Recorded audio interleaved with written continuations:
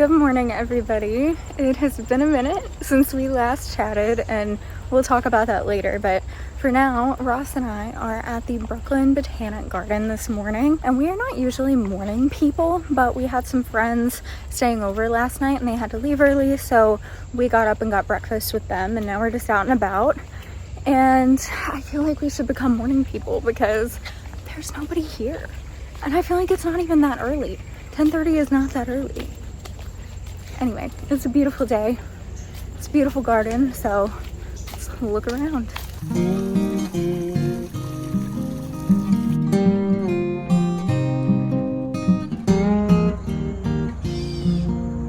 So the last time we were here was during cherry blossom season, and it was beautiful, but the roses weren't out yet, and now it is rose season, so we're about to go to the rose garden.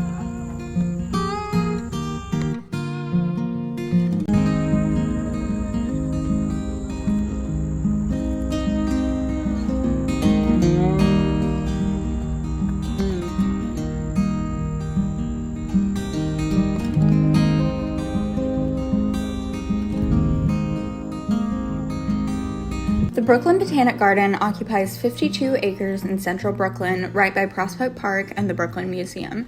It opened in 1911 on the side of an old ash dump and now features over 14,000 types of plants and hosts over 800,000 visitors a year. It has a variety of specialty gardens like the Rose Garden, the Cherry Blossom Esplanade, a native flora garden, the Shakespeare Garden that features plants mentioned in Shakespeare's works, and even more. It's so quiet and open and really feels like you've completely left the city even though you're in the middle of Brooklyn.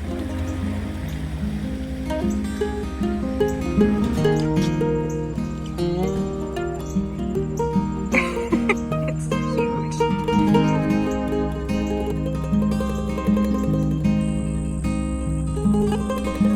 The best introduction to the art of growing science is to observe trees in their natural states. All trees immediately reveal the venerable characteristics that one strives for in bonsai.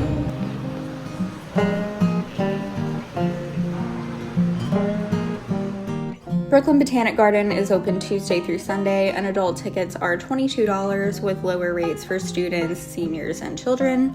I personally think an annual membership is the way to go if you live nearby because they're super reasonably priced and you can go anytime you want, and it comes with a bunch of perks like members-only events and free guest passes. Ross and I have a dual membership which covers both of us for $115 per year, with individual memberships costing $75 a year. I bought our memberships as Ross's birthday gift this year back in May, and we've enjoyed it so much so far. It's so fun to watch the gardens constantly evolve every time we visit. There's always something new to see, and it's just really, really special.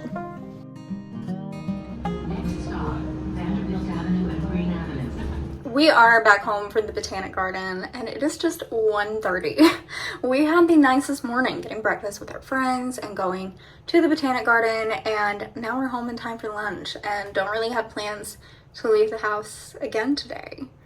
I really love mornings now, a lot more than I used to. I still wouldn't say I'm a full-fledged morning person, but I kind of wish I was, you know? So we're just hanging out at home for the rest of the evening. It's much later than when I last spoke with you, but we're about to watch Freaky Friday because we want to go see the new one later this week. So we're watching in preparation. I have not seen this movie in a very long time, and I loved it so much when I was a kid. It was one of my favorites. So I'm very excited for this rewatch. Maybe as excited as I am to actually see the new one.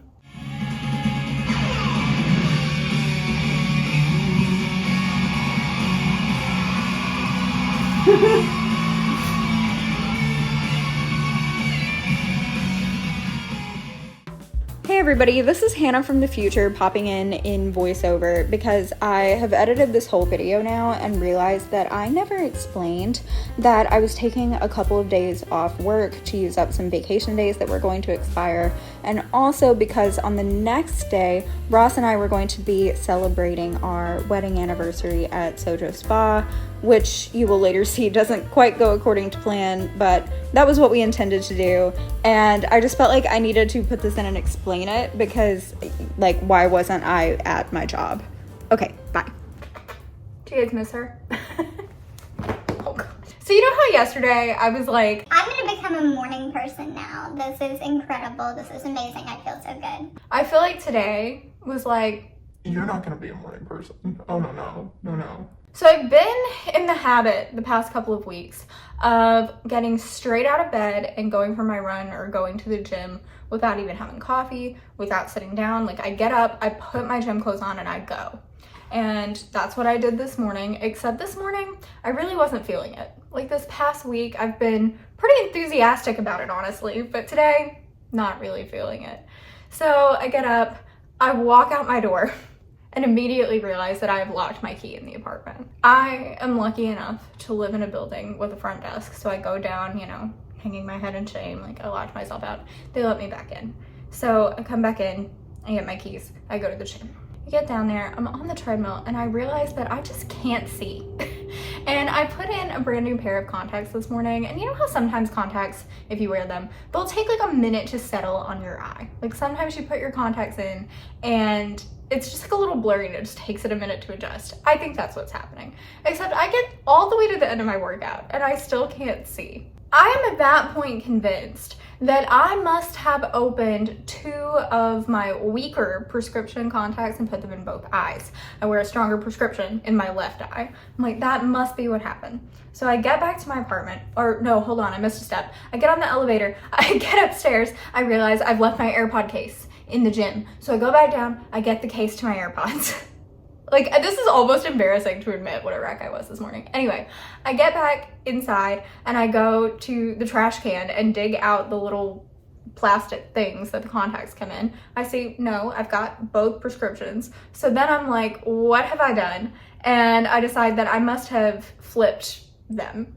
I had the wrong one in each eye. So I took them out and switched them and now I can see. So that is what happened. So I went to the gym with my contacts in the wrong eye. I locked myself out. I left my AirPods in the gym this morning. This is why I can't do mornings, but it's fine. A running update, by the way. The last time you saw me, the last video I posted, I was running the Brooklyn Half Marathon, and I mentioned in that video that I might also run the Staten Island Half Marathon, and I am going to do that. So I'm back in half marathon training officially after, you know, a couple of months of not really training for anything. I am also signed up for the Bronx 10 mile in about a month. I'm really excited for that race. I feel like it's gonna be a lot of fun. But I'm in week 4 now of my half marathon training. Staten Island half is mid-October, and I'm just feeling really good about it so far. I've been doing a really good job of following my plan this time around. I'm doing Hal Higdon Novice 2 plan, and I'm liking it so far.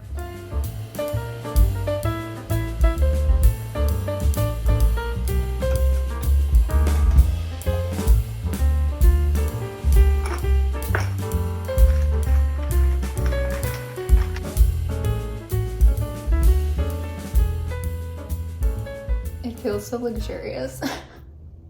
The cold foam plus the pretty glass. Somebody commented on a picture of this on my Instagram story the other day and was like, this is giving major main character energy. Yeah, absolutely. So I finally bought one of these heatless curler things that you like put on your head like that and wrap your hair around it.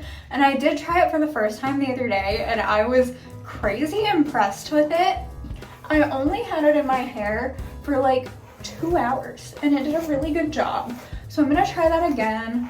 My hair is mostly air dried but still a little damp, which is how it was the other day. So you put it like this and then you just start grabbing little pieces of your hair and wrapping it around it.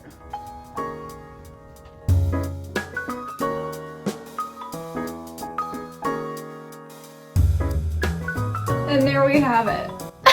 That looks so crazy. But I'm just gonna sit around and leave it like this while I do some things on my computer and around the house and take it out in a couple of hours and hope that it looks all right.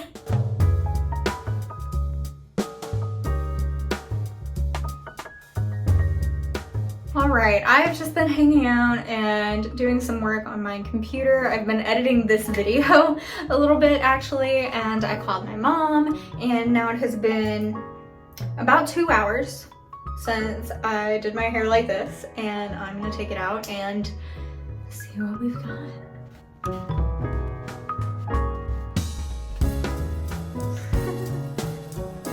Okay. That is so wild. Like, how does it do that so quickly? I think I'm just gonna leave it alone for a little bit without really brushing it out or trying to style it at all, and just kind of see how it falls before I mess with it. Okay, so I came in here where the lighting is better to show you how my hair turned out. All I did was brush it out just a little bit, and I put some hair oil in there, but I think I need a little bit more. You can see there are some spots where it's frizzy a little bit, and I think that's partially because I didn't even let it dry completely. I think I wrapped it up while it was still a little bit too damp, but also, like, you know, heat tools help with the frizz, so you really gotta do a little extra with product, I think, if you're gonna do your hair this way. But I am not mad about this at all.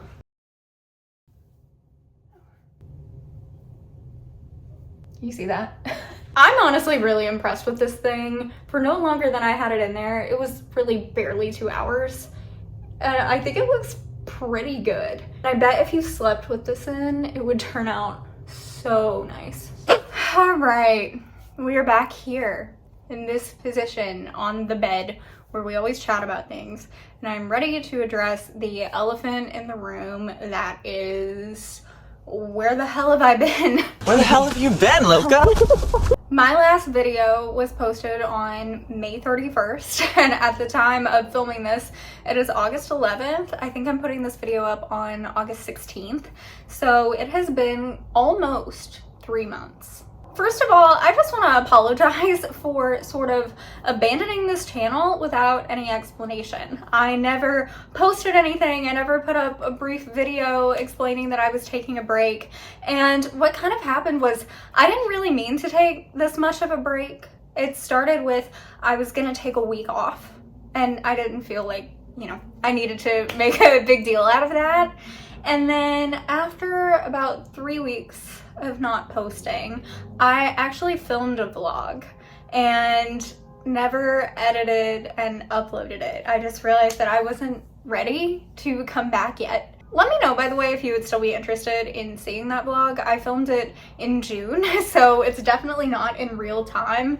A lot of it, I don't think it matters so much. You know, it's stuff that is evergreen and could have been filmed whenever, except for the part where I go vote in the primary election. That does give away when it was. But let me know if you're interested in seeing that, or if you're just like, no, that's old news, just scrap it. I just want to explain what resulted in me taking this time off and what I've been doing during this time off, and yeah, all of that. So the first thing is just general burnout. I have been making YouTube videos for almost 5 years now. Next month is my 5-year YouTube anniversary, which is wild. But for the bulk of that time, I have treated YouTube like a job. When I started YouTube, I went in with the mentality that I did want it to become my job one day, and that the only way to get there is to treat it like a job. The sirens! We really are back. Would this be one of my videos if I didn't get interrupted by sirens? Hang on.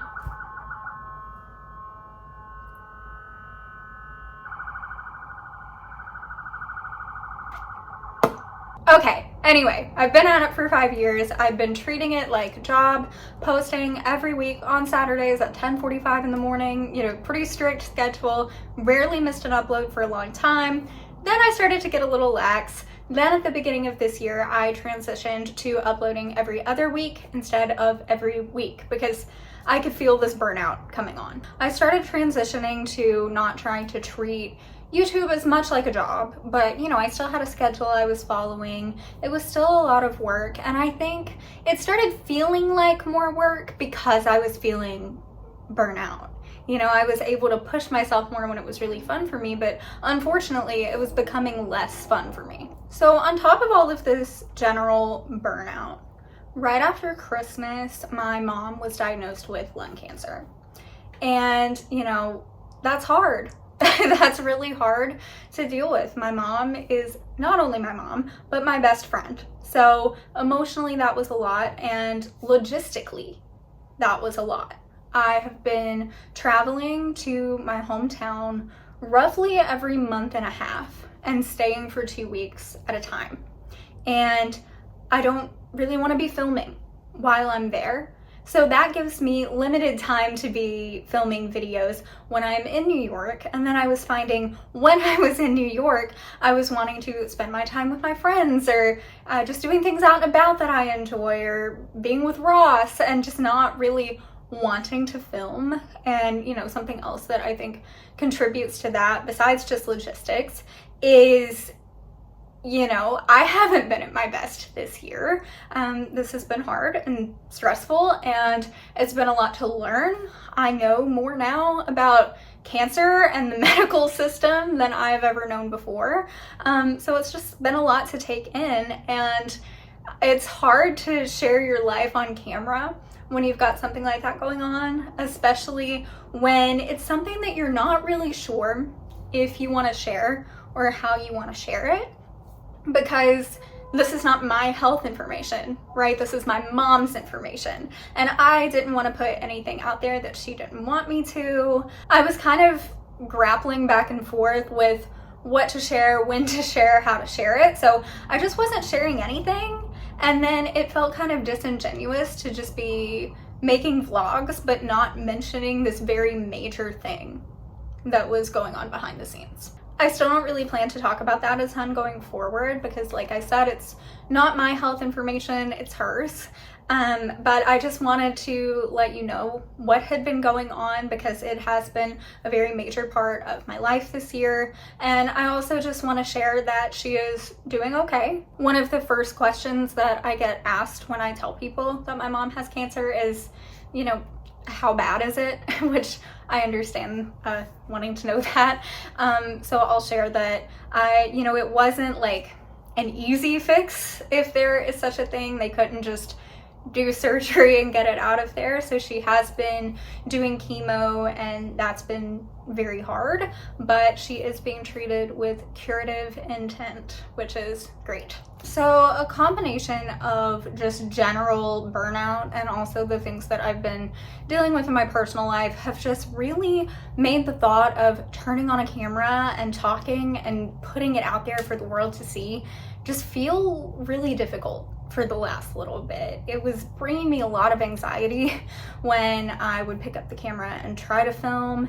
And yeah, I think I just kind of accidentally ended up taking a break for a few months, and I think I really needed it. But I am really excited to be back at filming. Talking to you right now is feeling so good, and yeah, I'm excited to just be back at it. I have been giving a lot of thought to how I am going to approach YouTube going forward, given that, you know, my circumstances haven't really changed a ton. My mom is still sick, and I still work a full-time job. I do have slightly less students now, and I've also kind of put gigging on the back burner a little bit. Truly, for the last little while, I've kind of just been doing work-wise what needs to be done to survive, and that's it. And I really think that's what I needed.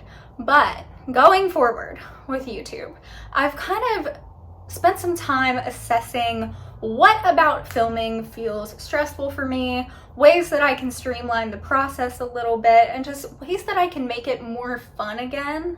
Thinking about what videos I really enjoy making versus what videos feel less fun for me, and just trying to do more of what I enjoy. And I'm really hopeful that that is going to keep me filming more and, you know, also make the videos a little bit more exciting. I think it's obvious sometimes when creators aren't enjoying what they're doing. So I want to make sure that whatever I'm posting, I am enjoying making and am feeling passionate about the topic if it's a topic video, or feeling excited about sharing if it's a vlog. The main thing that I plan to do going forward is really making an effort to treat YouTube more like a hobby, because for me, that's what it is, a hobby. My channel never grew into a full-time job, and that is totally okay, but I think I'm at the point where I need to treat it that way. For me, that does not mean letting the video quality suffer, but it does mean allowing myself to put other things in front of YouTube a little bit more frequently if that's what I need to do.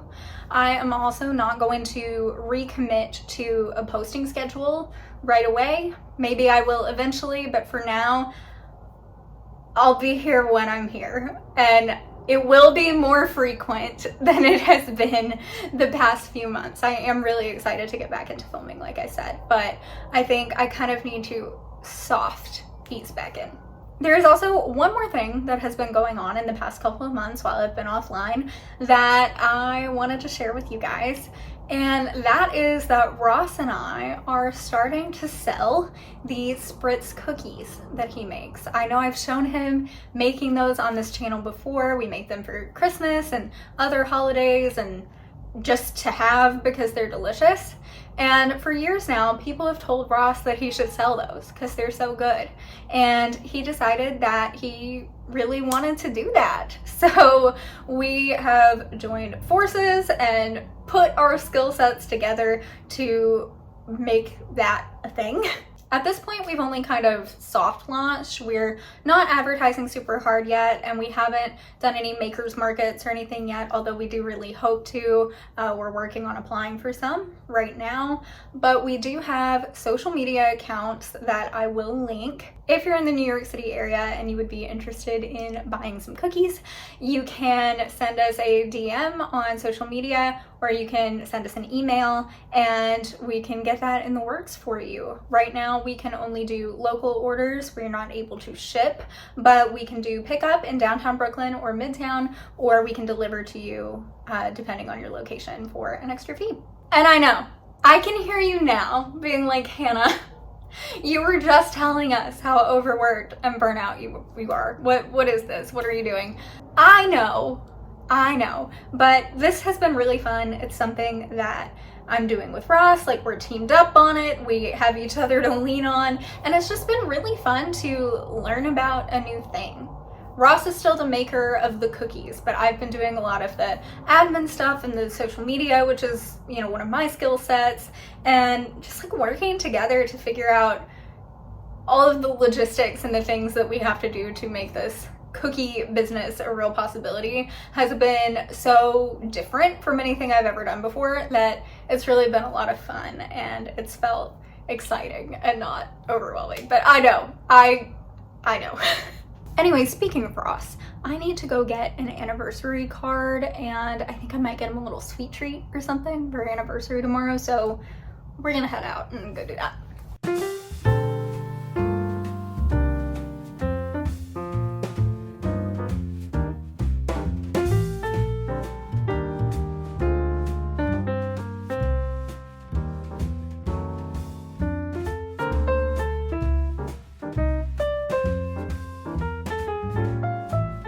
Okay, I'm back, and I have to be really quick because Ross is going to be home from work at any moment, but I'm going to show you what I got him for our anniversary tomorrow. And the first one needs some backstory. So first of all, anniversaries have a traditional gift that you're supposed to get every year. Some people do this, some people don't. We didn't actually do it last year for our first anniversary, but it's like a different material that you're supposed to get every year. I think the first anniversary was paper. So actually, I guess we did do that because we did cards, so we did it. And the second anniversary is cotton. So I got him this t-shirt from the Fish Madison Square Garden New Year's Eve run. Every year, Fish plays 4 nights around New Year's Eve at Madison Square Garden, and Ross had wanted for years to go to the New Year's Eve show, like the one that's actually on the 31st. And I got him tickets for Christmas this year. But while he was there, he didn't buy any merch, and so I decided to order this for him. It is 100% cotton, and it's on a Comfort Colors shirt. Those are the best ones. I'm thrilled. I didn't know that until it arrived. But yeah, I hope he likes it. So I picked up this box of cookies from Bang Cookies, which is this new place in the City Point building. And every time we walk by it, Ross mentions wanting to try it, but we never have. I'm like second guessing it a little bit just because I feel like the way that they're individually wrapped in plastic like this makes them seem less fresh or something. And they weren't wrapped up when I went. Like, they were all sat out in a case. So I think they are fresh, but I don't know, the wrapping of them, maybe I could unwrap them and try to display them like in tissue paper better or something. You know what I mean? I just feel like it would look nicer if it was displayed a little better, but it's fine. It's fine. Hopefully they'll be delicious. Even if they're not delicious, they couldn't be bad because cookies are never bad. And, you know, then we'll know that there are better cookies and not to get these again. But hopefully they're really good. I did try a sample while I was there and it was good. You guys, I see Ross out the window. Oh my gosh. Okay, so I got him this card. Brooklyn Made in the City Point building. I think it is so cute and funny. I love you this much. Pizza Rat, incredible. With a matching Pizza Rat sticker. Okay, I gotta go. It is the next day and things kind of went amiss, and I am obviously not at Sojo Spa right now like I was supposed to be. So, okay, slight content warning if this sort of stuff bothers you. I'm about to talk about cat tummy troubles for a little bit, so I'll put a timestamp up for you to skip to if you don't want to hear about that. But basically about a week ago, Rory had quite the bout of vomiting, and you know, I thought about taking her to the vet then, but she seemed to feel okay, and just like based on my Googles and, you know, just knowledge I have from having a cat, I decided not to take her in then and just watch her at home, and she seemed to get better. But then yesterday evening, she threw up 3 times, and like TMI, but there also wasn't a whole lot going on in her litter box, if you know what I mean. So I just got like a little stressed about a blockage or something, and I took her to the vet at 8 a.m. this morning. So early enough for us to still go to the spa if we determined it was okay. But basically we just felt too nervous with her being sick to go off and leave for all day. You know, we were gonna be there all day, probably like a total of 12 hours or something like that. And that just felt like too long to leave her when she's not feeling well. She's doing okay. She hasn't thrown up anymore today. She's pretty mad at me for taking her to the vet, but she's doing okay. Unfortunately though, they tried to do blood work today, and apparently I wasn't back there. They take them to the back to do the blood work and you're not allowed to go. They brought her out to me and said that she was fighting them too hard and they couldn't do the blood work, and they gave me a sedative to give her and bring her back tomorrow to do the blood work. The vet didn't seem super concerned though, because she is acting normal. You know, she doesn't really act like she feels bad. She just keeps throwing up. The vet also said she didn't think she had a blockage, so that's good. I'll pop in a little update about Rory's condition after we go back for her blood work, but right now we've determined that although going to the spa all day felt like too much, we have now been with Rory all day. It's like 4 o'clock right now. So we are going to take the New York City ferry over to Williamsburg and get dinner at a restaurant called Ainsley. It's an Italian place. Looks pretty good. I've never been there before. So we're gonna go do that for our anniversary and go to the spa another time, hopefully really soon. Here's what I'm wearing. I feel like it's giving second wedding anniversary, right? I love this dress. I bought it for afternoon tea when we went to the UK last year, almost exactly a year ago now, which is crazy. I think about that trip and how much I miss it all the time. But yeah, that's what I'm wearing. Let's go.